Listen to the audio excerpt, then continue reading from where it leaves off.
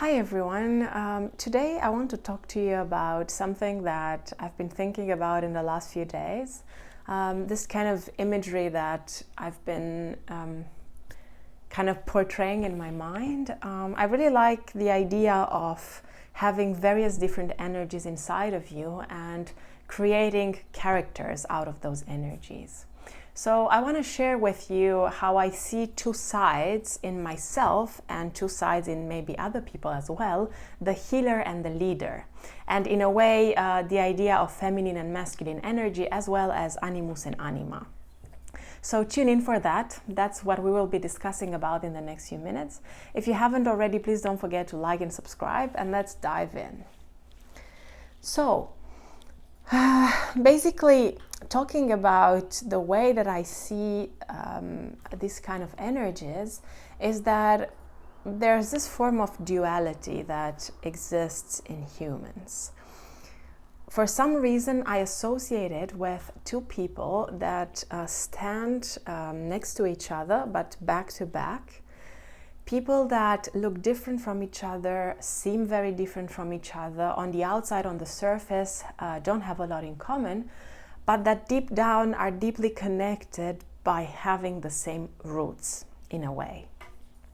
I like to apply this imagery and this concept to a lot of different things, a lot of different ideas, to cognitive functions in MBTI as well.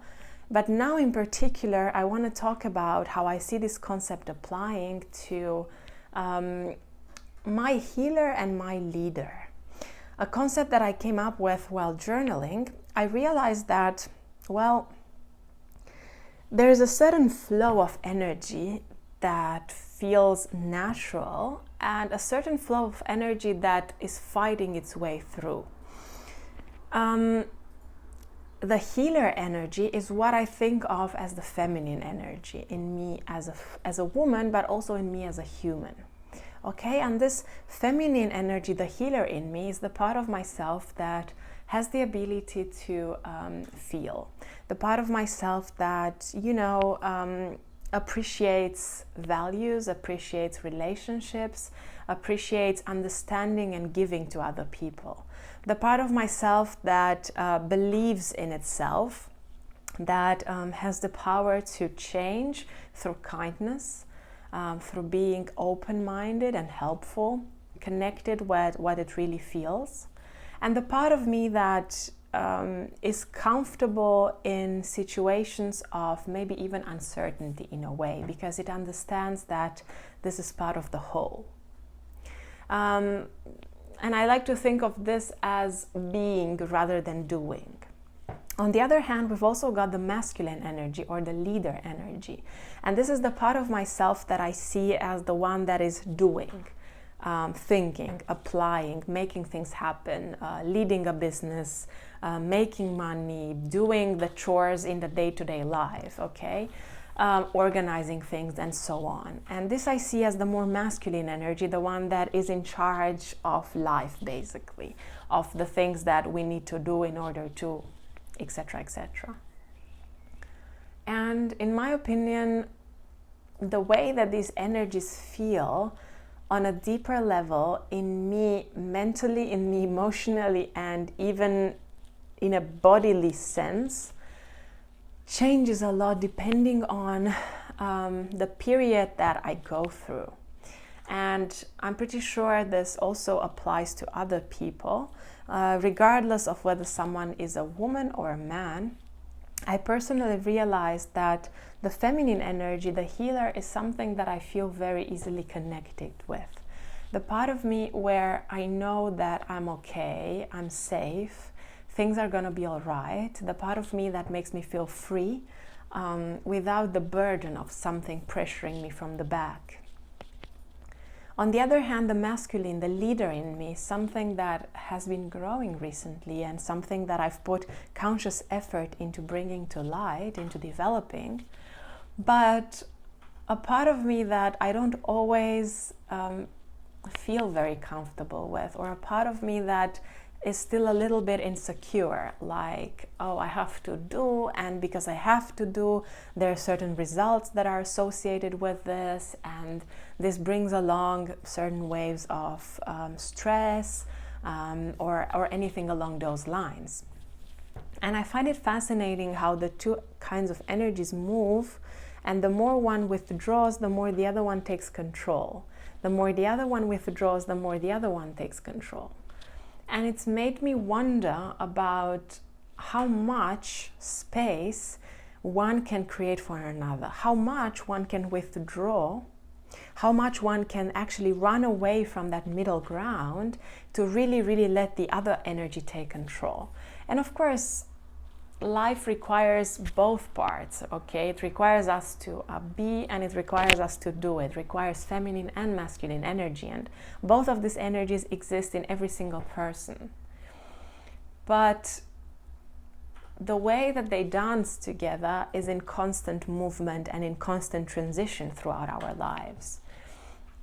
And the way that they shape our past, present, and future is very, very interesting and fascinating to me, because I always wonder, well, is it possible for me to have more control over which one I want to manifest? And I think the answer is yes. With conscious awareness of what am I manifesting now, with conscious reflection about which of these energies have I been connecting with more, and which of these energies have I lost touch with for a while. Because, you know, sometimes we go through phases where we feel comfortable and in tune with doing and applying and organizing and planning and structuring. And other parts where we feel comfortable with being and connecting with people and so on and so forth.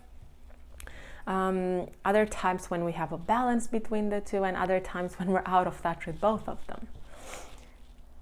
And my real question is, what does it really mean to be in control of these? What does it really mean to be able to bring these energies together in such a way that they create meaning and happiness?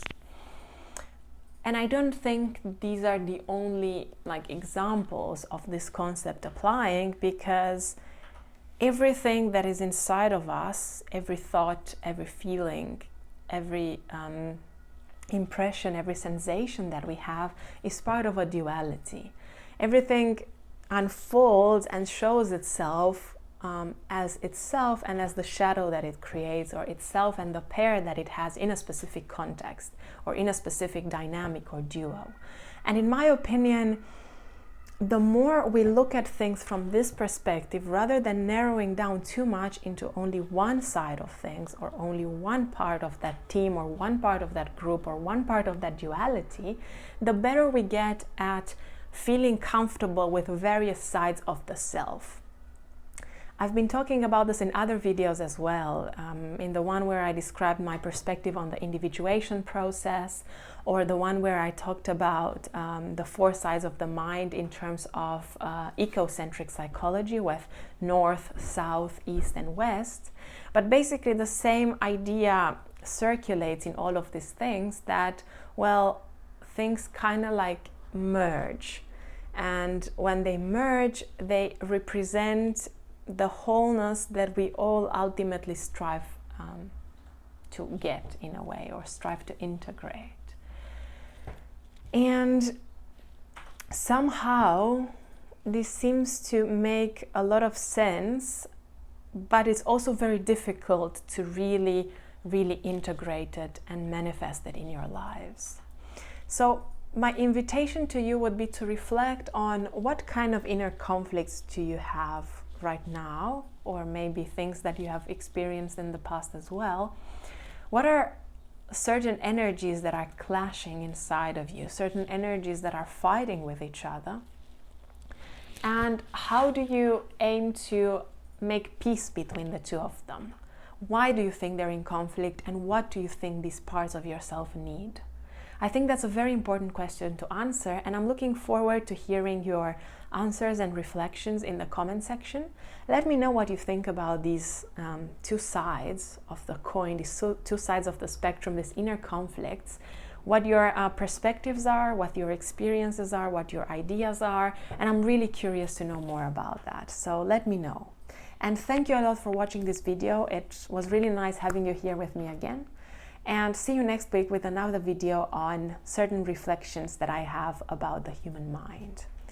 Thanks a lot. Don't forget to like and subscribe, and see you next week.